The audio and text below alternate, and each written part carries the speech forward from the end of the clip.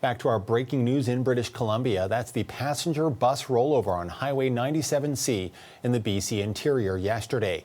We now can tell you that there have been multiple fatalities and injuries. The highway, known as the Okanagan Connector, was closed in both directions. It is now back open between West Kelowna and Aspen Grove. For the latest now, let's join with the CBC's Brady Strachan. He's in Kelowna.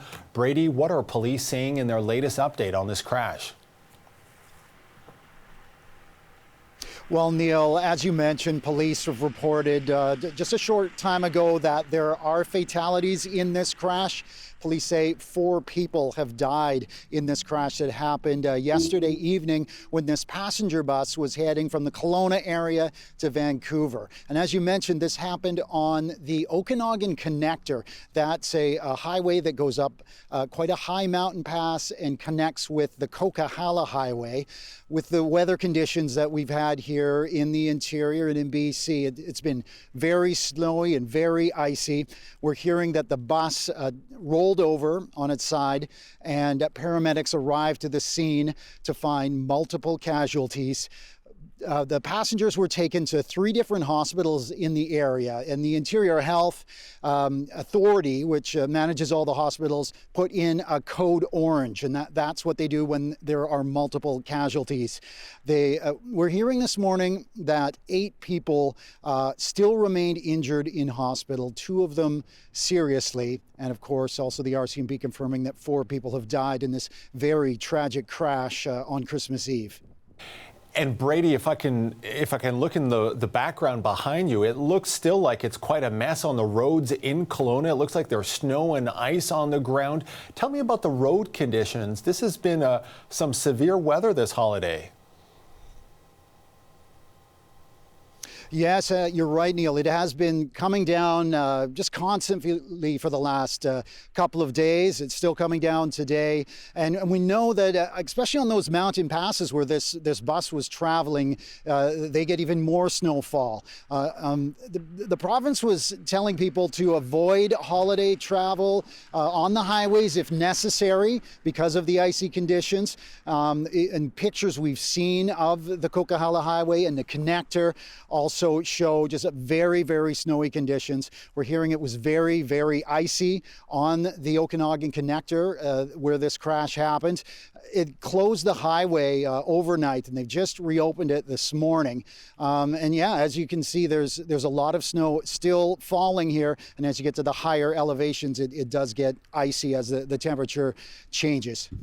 And Brady, Kelowna is a small city in the interior of British Columbia. When tragedy happens, certainly people will react. What was some of the buzz last night when word of this crash, of this accident, first emerged?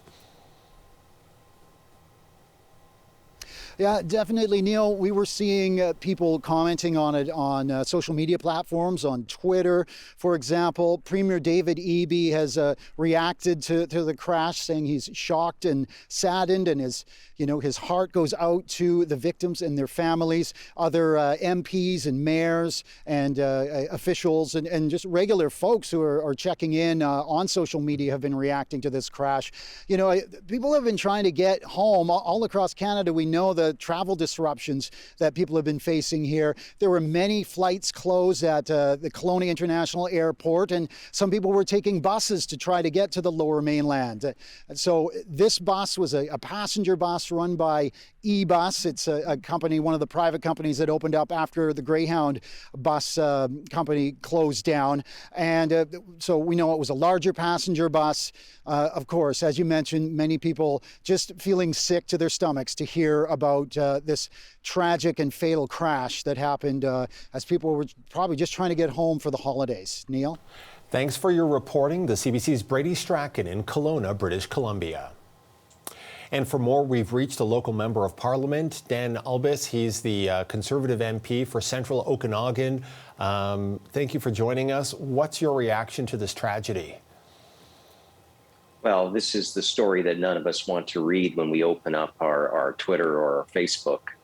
This hits right home because all of us want our family to be safe and they want to be with us during the holidays. And as Brady reported, there's been a number of flights canceled to get people to places like Vancouver. So people were probably trying every which way to get there. And eBus is an important service that links the interior to the Lower Mainland, and it just breaks your heart. I drive that road very, very often as Member of Parliament to make it to places like Merritt and Logan Lake. And I will tell you that the conditions can change very suddenly. Everything from fog suddenly coming across the road for certain parts to wind and snow drifts that will appear. It's very well maintained, but again, it can be a very treacherous road in those conditions. And I want to speak to you in a moment about the reaction in the community, but you personally, were you sitting down last night or gathering with family? How did you first hear about this tragedy, and what was your immediate reaction to hearing the news?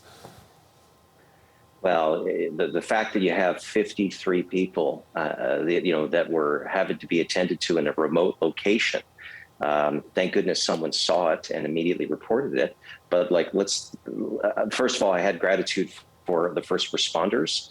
So paramedics, RCMP, obviously the highway maintenance crews to ascertain whether the highway should stay open, and then the triaging that must have happened, because you had everything from light injuries to very serious ones. And obviously my heart goes out to the families of the persons that died tragically last night. But just thankful that our support teams, because they don't get to spend Christmas with their families, they're on guard for all of us. And just thankful that multiple emergency rooms were ready to handle this tremendous operation, because having to take 53 people in on a Christmas night is no easy challenge. And again, to all the families that are missing their loved ones right now, the one thing I have to say, Interior Health immediately put up a contact number for family members that didn't know what was the status of their loved one. And that's very helpful because, as you know, not knowing where your child is or where your brother or your sister is, that is just really painful in these moments of crisis.